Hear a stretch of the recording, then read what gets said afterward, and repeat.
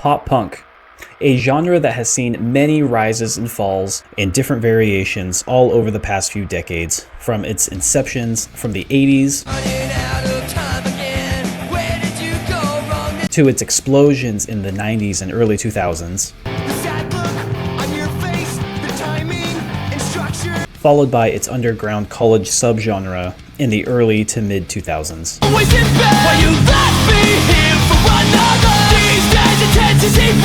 To seeing it in a whole new way with its SoundCloud rap and trap revival in the late 2000s till pretty recently.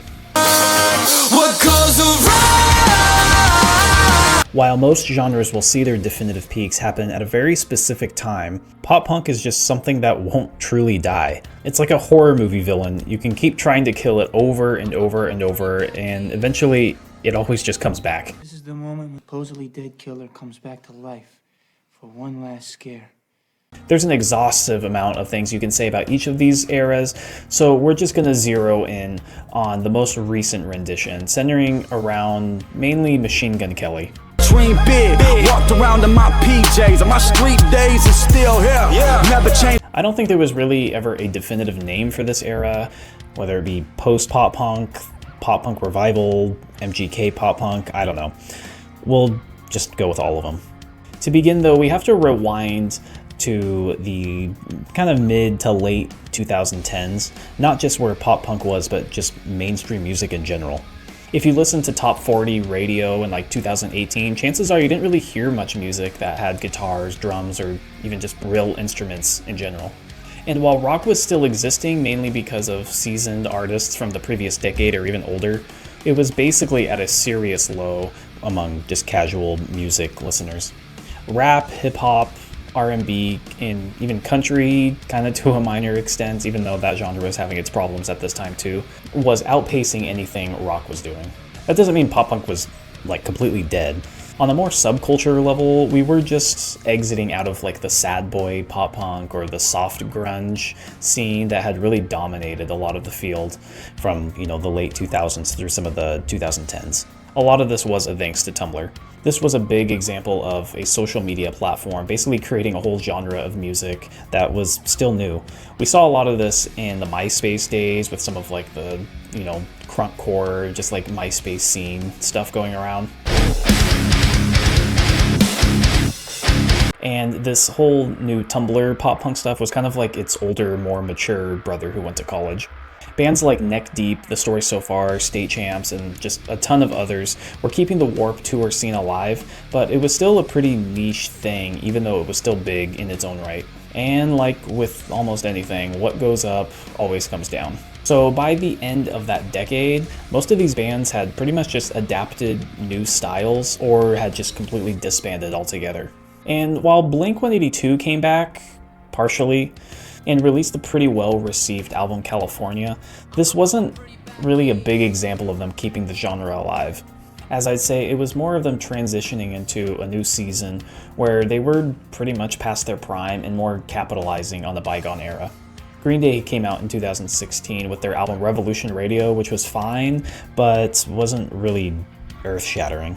It's kind of like these bands were being more seen as attractions than anything else. It's like going to Disneyland and choosing to ride the Pirates of the Caribbean, not because it's like new or fresh, but as more of like a historical landmark that just kind of takes you back to a simpler time in life. And there's nothing wrong with that. I mean, these are really great bands that have really shaped major parts of culture through music and even politics a bit. But the question that should be asked is that it? Is pop punk kind of just a relic of the past at this point? Well, like I mentioned before, pop punk always comes back, and it was about to see its biggest resurgence in quite some time, which is where we enter Machine Gun Kelly. I don't speak at all, I've been going through shit. Don't say nothing to me. Since I'm focusing on the pop punk era, I'm gonna gloss through some of the details just to kind of catch us up to speed, right to about 2018 or so. He released this album or EP Binge, and okay, side note, why do artists release EPs that have like 9 or 10 songs on them and just like refuse to call them albums. I know Bring Me the Horizon did that too. Anyway, moving on. There's really only one thing to remember from this album, and it's his diss track to Eminem with the song Rap Devil. Somebody grab him some clippers. This fucking beard is weird. You know, because Eminem had a song called Rap God, and yeah. And for anyone not sure what was going on between them at this point, there's plenty of other rabbit holes to get into. You know, it all started with the daughter thing. So what did you say about his daughter that got him so mad? You know what I said. That she's hot. You have to admit Yeah. you was out of line for that. She was 15, 16. Look. One, I didn't know how old she was.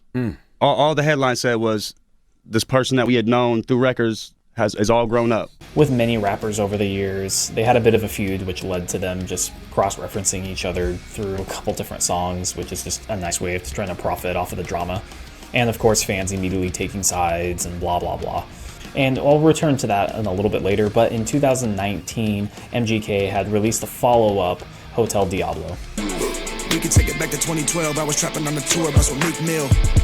And this is where we'd start to see the shift from just all the rap stuff he was doing, and instead starting to add a lot more rock elements to his music.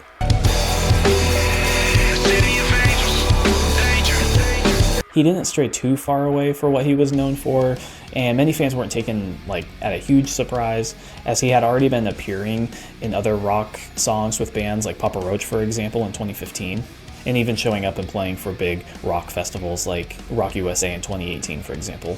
This wasn't just a change for his sound, but kind of like a lot of top 40 stuff in general, since so many songs featured processed beats and 808s that had been a focus for quite a while. But it was the last song on his album that really would serve as the foreshadow of what was going to come up next. That, of course, is the song I Think I'm Okay, featuring Youngblood and Travis Barker.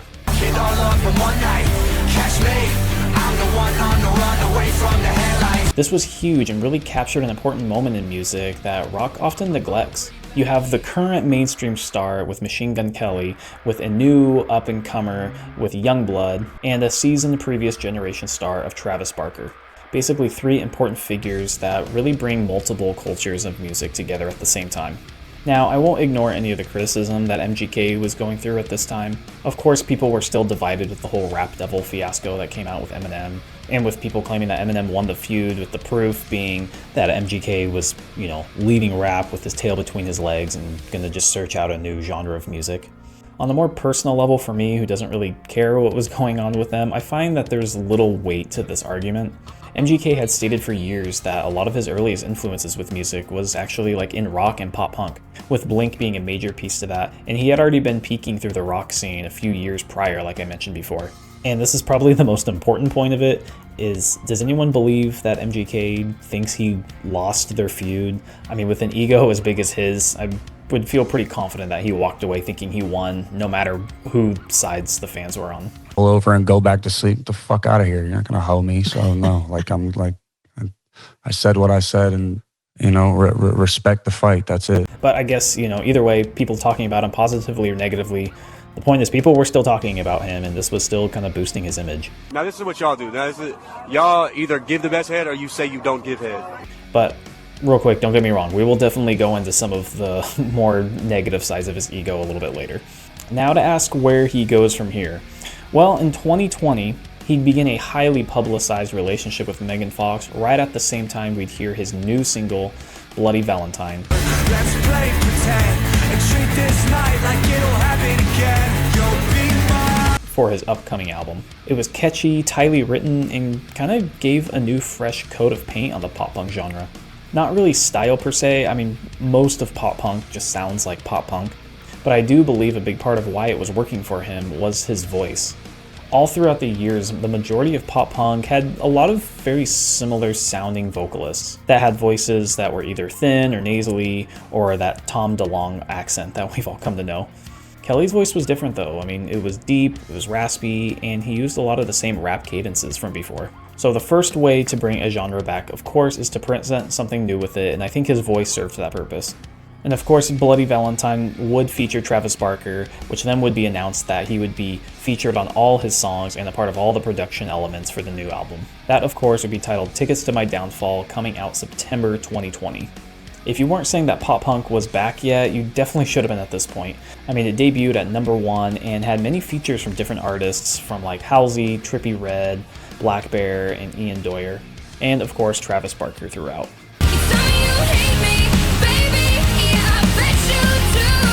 And I would say that's a second piece of how this whole pop punk revival was working out, was taking advantage of using featured popular artists. Rap and hip-hop were always known for having other artists feature on their tracks, and rock, for the most part, barely ever does that. So to put it simply, he took all the elements that had really worked out with the rap and hip-hop side and just reapplied them to pop punk. And I would say there was probably only one thing that was holding this album back from being even bigger than it was, and it's the fact that he wasn't able to tour on it when it first came out. Of course, September 2020, nobody was touring because there was, a pandemic happening. While this was happening, many artists would actually be delaying their albums until shows would be able to happen and the world kind of opened up a bit more. This didn't really feel necessary for MGK to do, since it was probably just best for him to capitalize on your momentum instead of just risk waiting it out. So looking back, it does seem like it was the better route to go. And once the album was out and proved to be a huge success, we immediately started seeing all sorts of rap artists switch directions and pretty much just start doing pop punk right at the get-go. This proved that the rap brand that MGK had switching to pop punk wasn't just exclusive to him, but other artists who developed strong fan bases over the years with their rap careers. And I do think it's interesting to point out that if you look at, over the course of 40 years or so, whenever a band switches genres or really takes a big leap in a different direction, most of the core fan base really hates it and just rejects it without any give. I mean, Metallica's Black Album is an example, Slayer and Megadeth going nu metal, Snoop Dogg rebranding as Snoop Lion and going reggae, and of course there's other examples. This scene, though, didn't really look to have that, at least with the core fan bases of all these artists switching over to pop punk. OG Kelly fans quickly latched on to this new pop punk sound just as much as others, which then we would see artists like Mod Sun, Nothing Nowhere, Swaco, and even Bring Me the Horizon taking a bit of a stab at pop punk.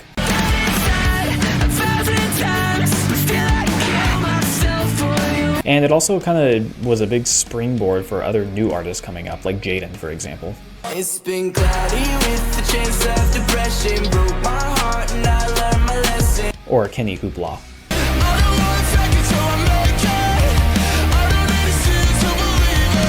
The only people that truly fought so hard against this for the most part were OG Blink fans, which is hilarious to me. In real time, we saw the same kids in the 90s defend Blink, Green Day, and Offspring from all the OG punk fans from the 70s and 80s, only for history to repeat itself with the gatekeepers now being the 90s and early 2000s pop punk fans. I'm not sure if the hatred over this just seemed bigger because of social media, but I mean, odds are if you were a huge fan as a kid of bands like Sum 41, odds are you probably weren't a big fan of what MGK and a lot of these other artists were doing, and probably were just reacting very similarly to what the predecessors were before that. And there's a lot to go into with that, but I don't want to make MGK a true victim here. Kind of like with Fred Durst in Limp Bizkit's peak, he was loud, obnoxious, and just an overall big personality who would feed off of people obsessively hating him.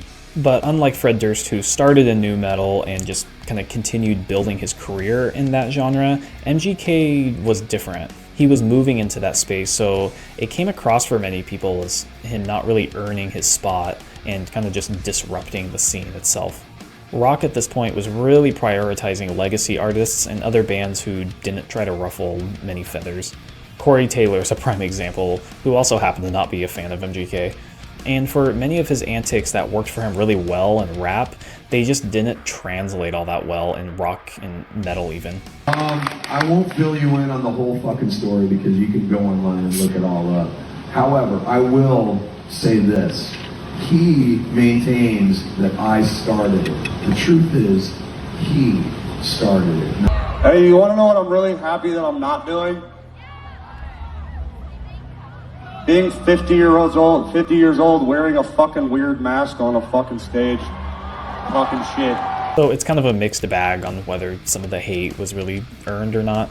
This was all coming ahead to the follow-up of Tickets to My Downfall with the album Mainstream Sellout in 2022. And by the title alone, you can see MGK was really doubling down and facing his critics. Leave the scene, you're ruining it. You sold out and it makes me sick, so The first single was Paper Cuts, which showcased a bit darker, heavier side not seen on Tickets. And the second single was Emo Girl featuring Willow. she puts the eyeliner on her dark skin. She tells me lies, but she knows This was a good fit, I'd say, as Willow was one of the many more Gen Z style artists that jumped on the pop punk train. And obviously the Travis Barker staple at this point of just featuring on as many new, younger pop punk artists. A couple more singles followed, which included the biggest song on the album featuring Bring Me the Horizon with the song Maybe.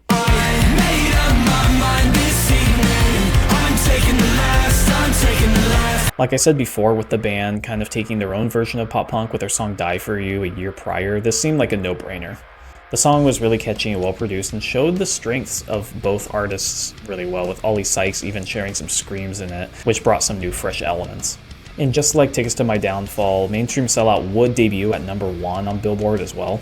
This time though, things would change a bit. It seemed like a lot of people were just getting tired of the MGK shtick. The album was darker, more explicit, with a lot more drug and sex references, and didn't feel as fun as Tickets was. I know, at least for me, I enjoyed parts of it, but I think the songs just flow better. The album's just overall a bit tighter with Tickets to My Downfall. He still toured on it really well alongside Avril Lavigne, who was another artist that jumped right into the pop punk train, with her going like more into that genre than ever before with her album Love Sucks.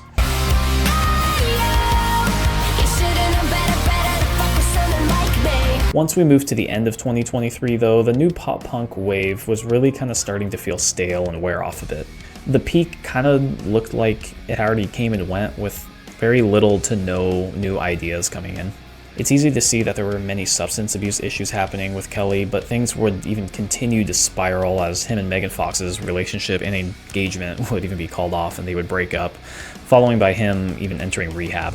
With their relational stuff though, a lot of their problems was written on the wall. I mean, just listen to some of the lyrics on Mainstream Sellout. screaming when we fuck, screaming when we fight, yeah. Their breakup and his rehab would come in 2024, right as he would release this kind of more piano ballad song called Don't Let Me Go. Who am I when the music stops? And the character that I've been playing is really just broken and fucking lost. This of course showcased a lot of the personal struggles he was going through, like what I mentioned before, and it kind of just ended whatever was left of this pop punk scene. He'd start releasing more just one-off singles for the most part, with some songs being more rap influenced and others being more rock influenced, until he began his most recent album of Lost Americana. But of course that is a story for another time. Looking back, though many people love to hate this pop punk rebrand, is it really justified? If you're a fan of pop punk and just rock in general, shouldn't you be happy that there's a current new artist that's bringing it back and introducing it to new, younger fans? I mean, how many of these kids got into more alternative subcultures because they started listening to Tickets to My Downfall? Like the identical pushback that was happening in the 90s with pop punk, the gatekeepers are always wrong. And if you try to resist new rebrands or new versions of genres of music that you like, then don't be surprised when you realize you've kind of just turned into the Principal Skinner meme. But that's all for today. Thank you guys for watching. Be sure to like and subscribe, and let me know what other videos you'd like to see. And until then, I'll see you guys next time.